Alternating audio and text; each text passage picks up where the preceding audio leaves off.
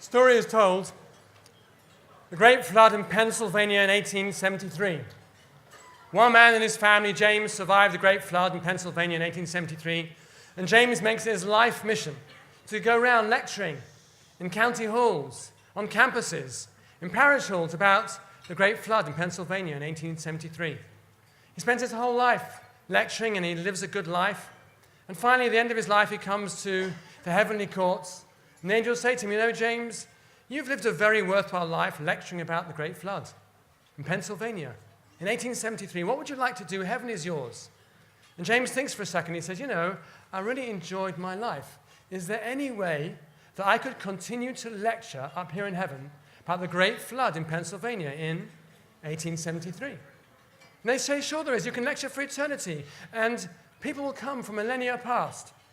When can I start? This afternoon."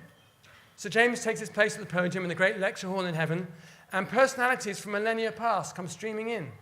And as he's about to give his first lecture in heaven about the Great Flood in Pennsylvania in 1873, the archangel comes over to him and says, "James, best of luck with your lecture, but let me give you one tip.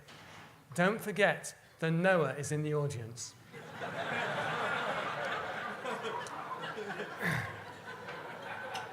Now, I'm not going to speak here long tonight because Chief Rabbi Lau is in the audience.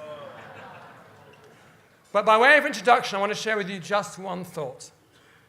There are two words in the English language which are not synonymous, although similar. The word alone and the word lonely. Professor Twersky points out that you can be in a room with 1,000 people. You're certainly not alone, but you can still feel terribly lonely. On the other hand, you can be traipsing through the countryside, totally isolated, far from the maddening crowd, but you don't feel lonely. Alone, says Rabbi Twersky, is where you do not have others. Lonely is where you do not have yourself. You can be with a crowd, you're not alone, but you feel lonely. You don't know who you are, where you stand, what's your position. Or you can be without others, and you don't feel lonely because you know who you are. The Torah describes our people, Hein am levadad yishkon. They are a people that dwell alone, so often isolated, so often abandoned by the rest of the world, and yet not lonely when we know who we are and we know what we stand for.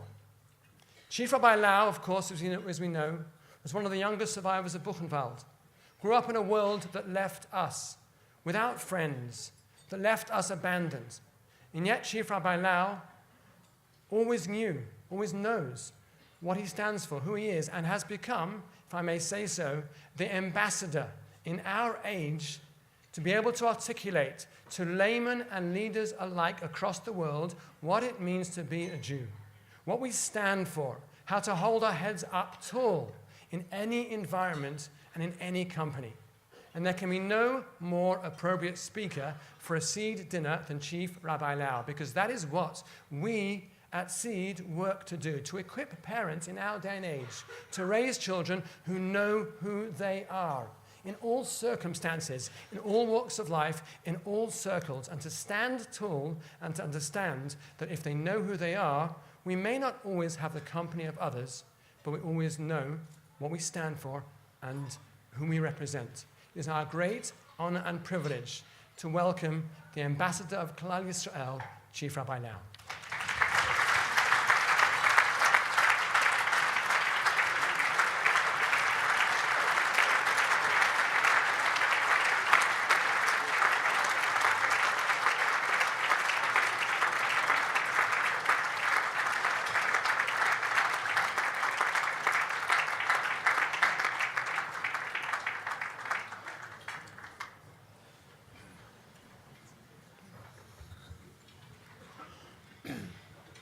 My dear friend, Rabbi Gaon Dayan Ernst Roy Shlita, Rabbi Greenfeld, the father of Seed, Rabbi Lerman, his partner, thank you for the warm introduction, trustees, patrons, partners, friends, ladies and gentlemen, Morai v'Rabotai.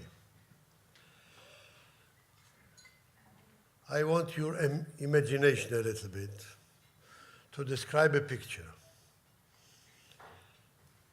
An airplane of the Olympic Air Company, a Greek company, have landed in the airport of Athens. There were no sleeves at the time, only a ladder. A ladder was set up to the airplane, and people go out. An old guy with a bag stood at the door of the plane, searching to the right, to the left, looking for someone or something. One of the workers in the airport, in the terminal, climbed up the ladder. "May I assist you, sir?" An old man. He didn't understand the question. "Who are you?"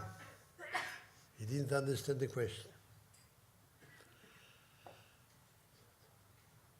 "My name is so-and-so." "And yours?" Then he understood. "My name is Socrates." "Can I help you?" They doesn't understand. "I speak only the classic old Greek, not the Greek language of today." He found someone at the terminal who knows from the university the old classic Greece. He brought him. Socrates asked, "Where can I find the way to Acropolis?" Acropolis? Today only destructions, ruins. The temple of Zeus. Zeus. We have an archbishop of the Greek Catholic Church. No Zeus, no Aphrodite, no Bacchus, no Neptune, no Mars, no Helene. All this polytheism doesn't exist, only in the books. How is the status of Greek today? Not very high, not very strong, not very powerful. One of the small partners in the NATO.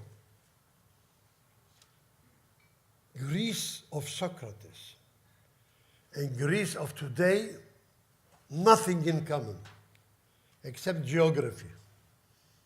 Same place. Nothing.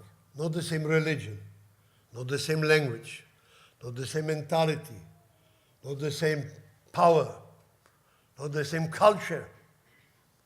Nothing inside. Even the Greeks were never expelled from Greece. They lived there thousands of years. What happened to the culture, to the faith, to the language? Everything is changed.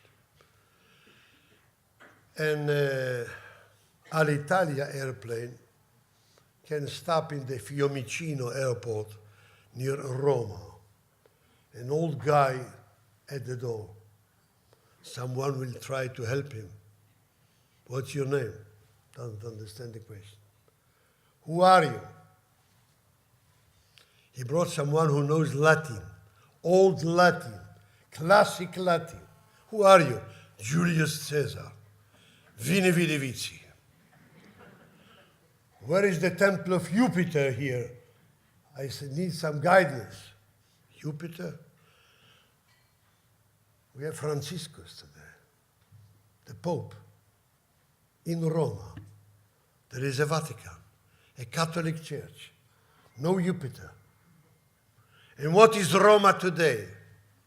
Gallia belongs to us. Gallia used to be France. Gallia doesn't belong to you. What? Italy today? A small partner also in the NATO. The economy? No. Even Fiat is not doing very bad. Nothing in common of old Roma, the great empire, with Italy of today. Italy, Roma of Julius Caesar is not Roma of Fellini or Berlusconi. Nothing in common except geography. And El Al stops in Ben Gurion Airport.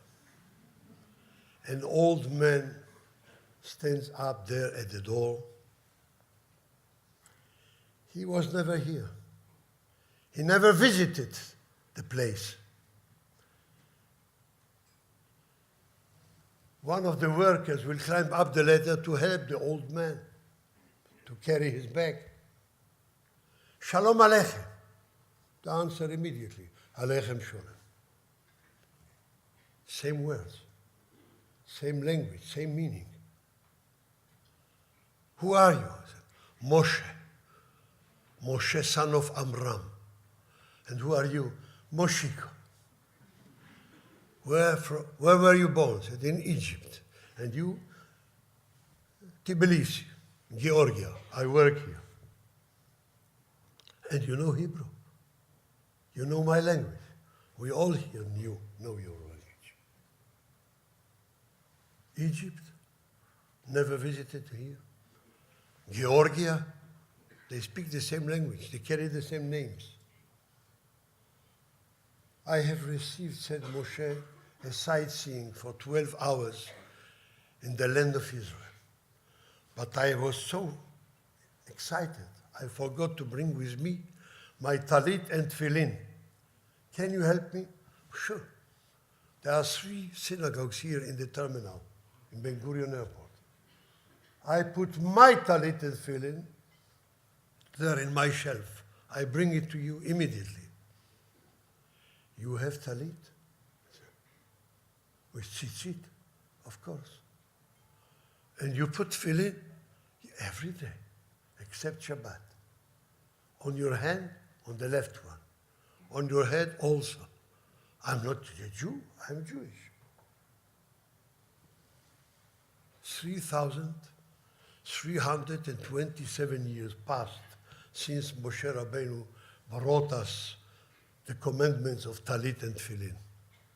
He wasn't born here, as I said. Most of the Jewish history is not written in the land of Israel. Most of the Jewish people during the whole long history were not born there, didn't see it, didn't touch it. Most of the Jews. There was a time, the time of Nachmanidas, that in whole Yerushalayim were 2 Yidden, 2 brothers, no more than 2 Jews in Yerushalayim. Where were the millions? 70, 80 years ago, the whole land of Israel were about 500,000 Jews. 1948, 600,000. Poland itself, 8 years ago, there were 3.5 million. But the same language, and the same talit, and the same tefillin, and the same Shema Yisrael, the same. This is the power of an heritage. This is the power of tradition. 2 weeks ago, on the 27th of January, almost 3 weeks ago, I was in the Israeli embassy in Washington, and President Obama was also there. I came on behalf of Yad Vashem to give a medal and a scroll for 4 righteous among the nations. 2 of them in America, 2 of them Polish families who have immigrated to the United States. All the 4 heroes, all the 4 righteous passed away already, but their children were there.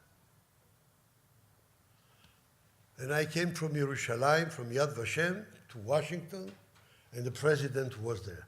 First time in the history that an American president came to the Israeli embassy for 2 or 3 hours.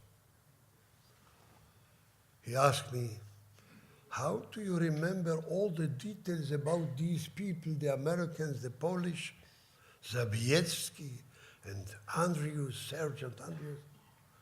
I said, Mr. President, we are a nation with a very, very good and strong memory.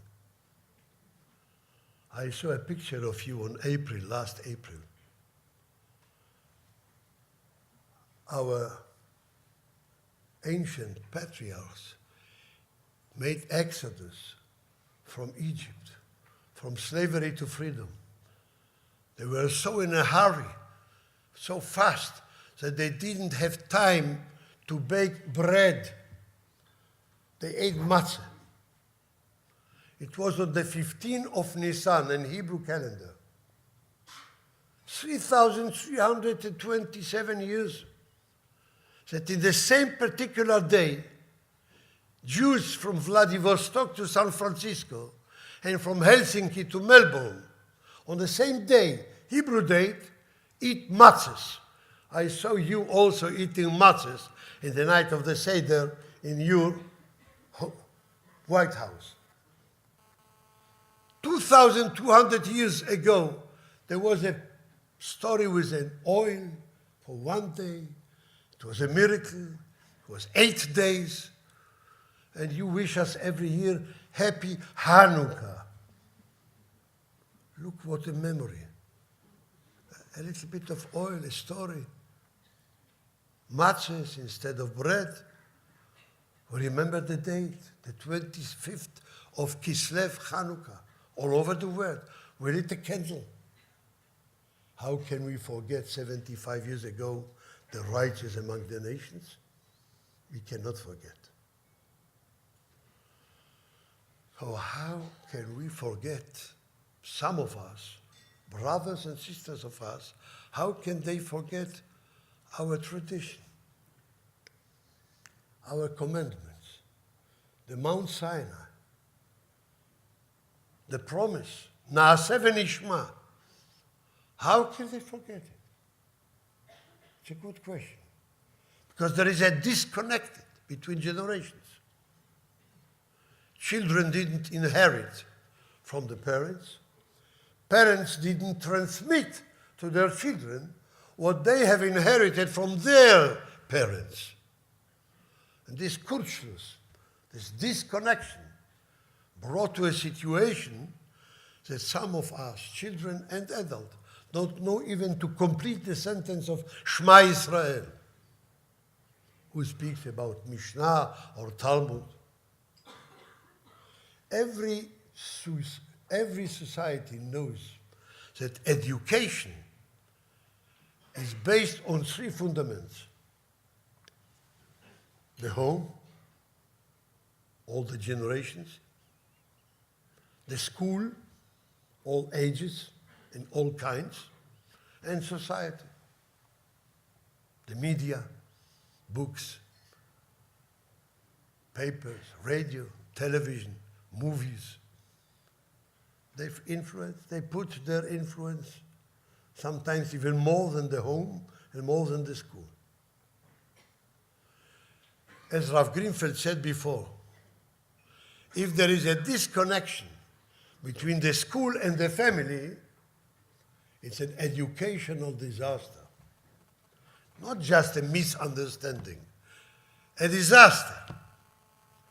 If there is disconnection between school and home, the parents say once, the teacher, the educator in school says just the contrary. Now is the function of the society to combine these 2 elements, the school and the family. You, seed, you are this society who has the obligation, the commitment to be this bridge between the school and the family, to build families. Usually it was from parents to children. Sometimes today it's just the contrary. Children can influence their parents because sometimes the children know more than their parents know in Judaism. The combination of both is in your hands.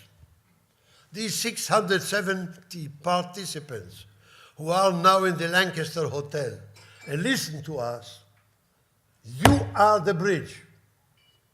And this is in your hands to combine the generations and to transmit the beautiful heritage which keeps us as a nation. Shalom Aleichem, Aleichem Shalom, like nothing was changed.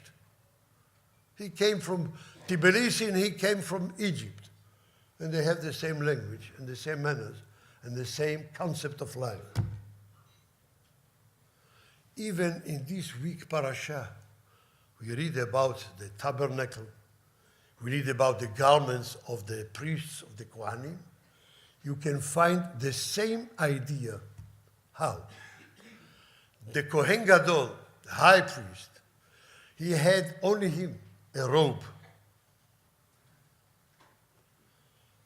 This robe, the coat, was decorated with woolen purple pomegranates and golden bells. Woolen in a formula of a pomegranate in the color of purple and golden bells. This was the decoration around his board. There is a debate between Rashi and Nachmanidas, Ramban. How was it settled in this robe of the Kohen Gadol? Rashi said once near the other. A bell and the pomegranate, a bell and the pomegranate. And between two pomegranates was a bell. Between two bells you could find the pomegranate. No, says Ramban. From every pomegranate, from the woolen purple, was hanged a golden bell. The bell was not between the pomegranates, but inside of the pomegranates. And I ask you, ladies and gentlemen, what the difference does it make today? Between or inside of? What's the idea of it? I have one way to explain it. The Kohen Gadol represents all ages, all generations. There are two main generations, the old one and the young one. The pomegranate is symbolizing the old generation, full. Someone told me that in an average pomegranate, if you count, you can find 613 seeds. Taryag mitzvot. Like the number of the commandments of the Torah, 613. Pomegranate. Look at the pomegranate. He's full, very rich, very healthy, full of vitamins, quiet.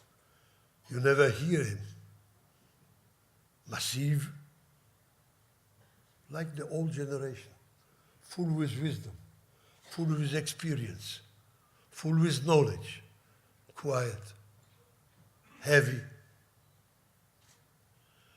The bell is just the contrary.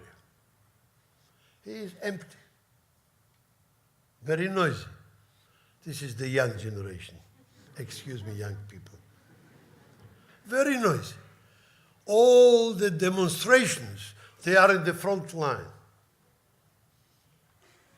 1789 in Paris, 1917 in Moscow, wherever the youth, they are the demonstrators. Very noisy. Inside, they are still not full, a little bit empty. They are too young. The function of the Kohen Gadol was to combine both generations. Nachmanides said it's not enough that the bells will be near the pomegranates. They have to be inside of the pomegranates. The young generation has to know where is his place. From where does he learn? Who is his teacher? Who is his inspiration? Who is his model? So once it used to be the father, the grandfathers, the grandmothers Shma beni musar avicha, ve'al titosh Torah imecha. Listen to the thought of your father. Don't leave what you have heard from your mother. Today, you see the situation. Sometimes it's just the contrary. The children in the school know a little bit about Judaism, that the parents, unfortunately, they didn't attend the Jewish school. There was a war, World War II, and all what happened after, and all this wandering from one place to another. A Jew from Vienna escaped to London, was kept here in London, and was sent to Australia. I met him in Melbourne. From where are you? Ich bin a Wiener, a Viennese. He escaped after the Anschluss of 1938. Hitler made Österreich and Germany one state. We escaped. We understood it's not for the Jews. We came to London, but we were foreign, and we came from Vienna. Vienna was a partner of the Nazis. So they caught us, and they sent us by boat, by ship, till Australia, a British dominion. And he was there till the end of the war. In such a phenomenon, in such a period, what can you expect? The wholeness of the family? What keeps the family together? The tradition. Friday night, we didn't meet all the week. When I came from work, I'm the father, my children were not at home. Or they were at home when I was not. Friday night, in a family with Jewish tradition, there is the table. Father and the son and the children come from the synagogue and sing together Shalom Aleichem, the same Shalom Aleichem. And the husband gives tribute to the mother, Eshet Chai. They sing together, all the family. Father makes Kiddush. They go to wash. He's blessing the children, boys and girls. And they sit together. And the father has the chance to ask the son, what's the name of your teacher? Some parents don't know it. Some parents, if you test them, they don't have the table of Shabbat.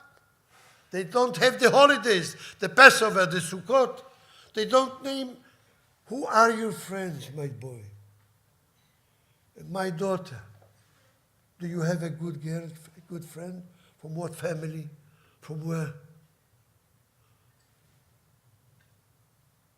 Shabbat, this is the occasion. What did you learn? With whom? By whom? And the father can tell about his parents. He is the bridge between the generations. He puts the young golden bells inside of the pomegranates. He combines the young generation to the older one. This is a seed. That's how I understand the idea of the thousands already who passed the school of seed. Thanks to the leaders and thanks to the supporters. And here I want to conclude with one word of the sages to the supporters, to the friends of seeds, to you. Because the teachers of seeds are not here at the dinner. I hope they are busy now with teaching. You are here, friends of seeds. I want to tell you, Eliyahu Hanavi, Elias the prophet, he never died. He lives forever. If he would come here to that dinner, not 700, but 70,000 Jews would come to listen what he has to tell us, Elias the prophet. the one who will tell us when Messiah comes. But he left a book, Tana Devei Eliyahu, what we have heard from Eliyahu Hanavi. And then he tells us a secret from behind the coulisses of heaven. And this is a very important message for every one of us. For me, always when I remember it and remind it and tell about it, I'm trembling. He said, when every one of us will come upstairs after 120 years, a man or a woman, in every age, it doesn't depend, will come up before they will decide where is he going forever, where he will spend eternity, in paradise or God forbid, it's not there. There will be one question that every one of us will be asked there. What did you do in order that the Torah, the Jewish faith, will not be forgotten? Ma asita? What did you do? Shelo tishtakach Torah mi Israel, that the Torah will never be forgotten from the Jewish people. What did you do? Every one of us has to prepare himself with an answer of this eternal question. If he's a rabbi, what did you do? If he's a teacher, what did you do? If he's a scholar, what did you do? If he's a businessman, he never learned. How did you assist it? Were you a partner to the rabbis, to the seed leaders? What did you do that the Torah, our heritage, will not be forgotten from the Jewish people? The answer is given tonight here in the Lancaster Hotel. Sitting here, knowing that you are the partners of seed, and you take care, it's on your shoulders, it is in your mind, how to make the Torah to be unforgotten, to be eternal and immortal. That you are here, this is the answer, the positive answer, that we did, God in heaven, Father in heaven, we did everything we can in order that your heritage will be with us forever. Amen.